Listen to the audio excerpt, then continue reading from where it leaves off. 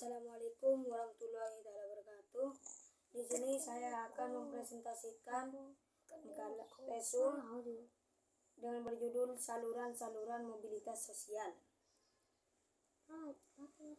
Bagaimana caranya agar mobilitas sosial itu terjadi? Setiap orang dapat mewujudkan mobilitas sosial di lingkungan atau instansi tempat ia sedang berkarya. Sebagai contoh, bagi seorang guru yang sedang bertugas di lembaga pendidikan, ia dapat mewujudkan mobilitas sosial di lembaga pendidikan tersebut. A. Pendidikan. Pendidikan merupakan saluran bagi mobilitas vertikal yang sering digunakan karena melalui pendidikan orang dapat mengubah statusnya.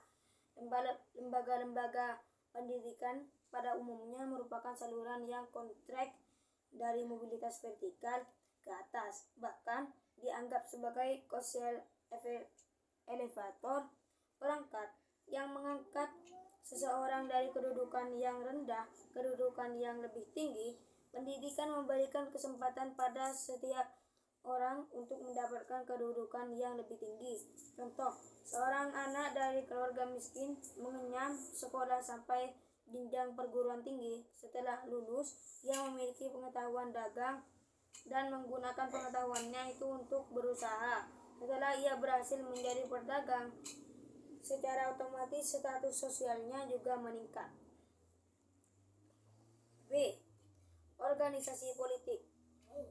Banyak contoh orang yang meneliti perjuangan karir di organisasi politik dari tingkat rendah sampai tingkat tinggi. Sebagai contoh, Presiden Republik Indonesia pertama yaitu Insinyur Soekarno atau Bung Karno.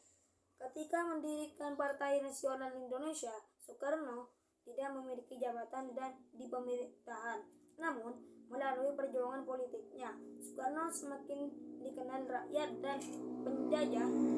Pada saat kemerdekaan, Soekarno dipilih menjadi Presiden Republik Indonesia. Pendidikan merupakan faktor penting dalam mobilitas sosial. Keberhasilan pergerakan nasional bangsa Indonesia dalam mengusir penjajah tidak lepas dari peran penting pendidikan.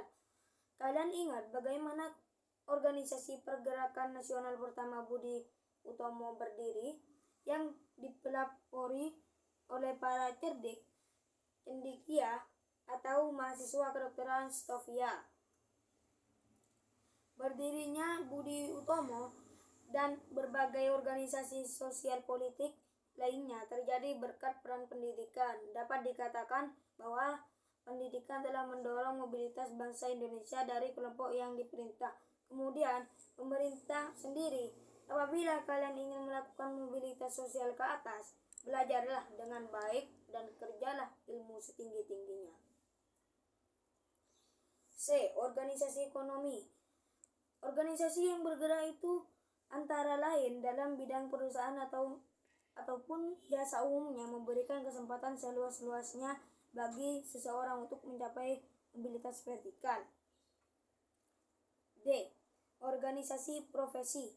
Contoh organisasi profesi lainnya yang dapat dijadikan sebagai saluran mobilitas vertikal adalah Persatuan Guru Republik Indonesia, Ikatan Dokter Indonesia, Himpunan Pengusaha Muda Indonesia, dan organisasi profesi lainnya. Kalian dapat menemukan berbagai organisasi profesi yang ada di Indonesia.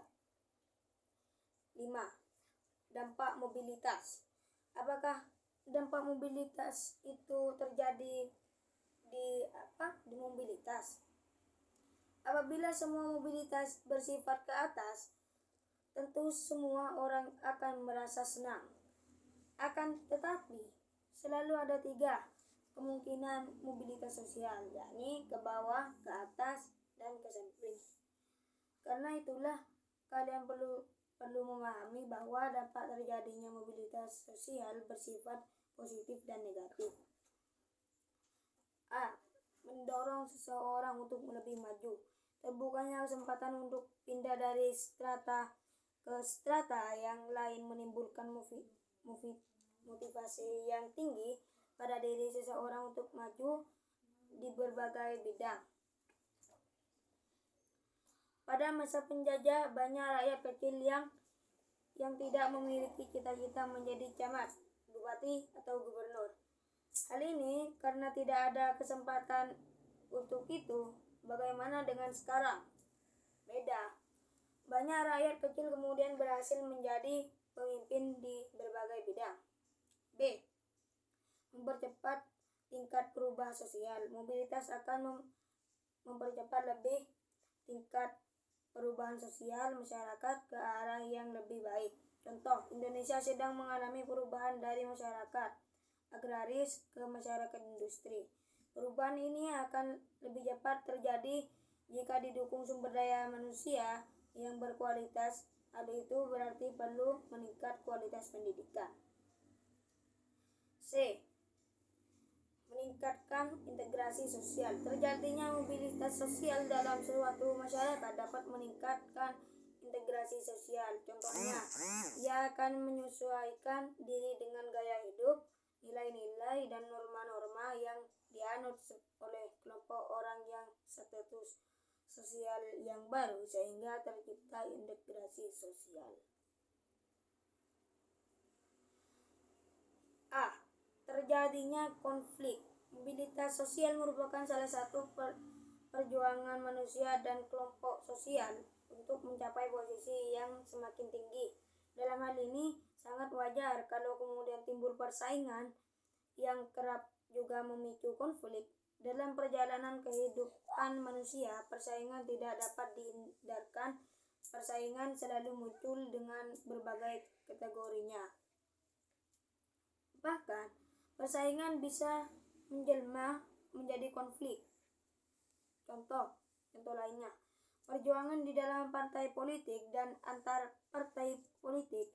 Semua partai politik berjuang salah satunya untuk memperoleh kekuasaan.